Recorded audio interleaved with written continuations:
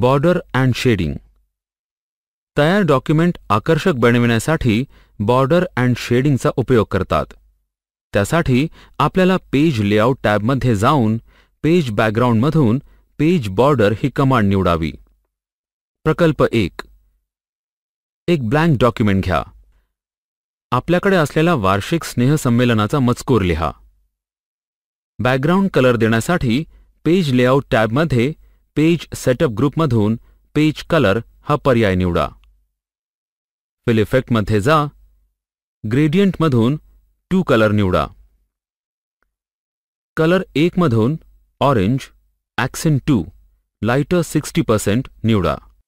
Colour 2 मधून gold accent 4 lighter 40% निवडा. Shading स्टाईलमध्ये डायगोनल डाऊन ला क्लिक करा. ओके बटनावर क्लिक करा.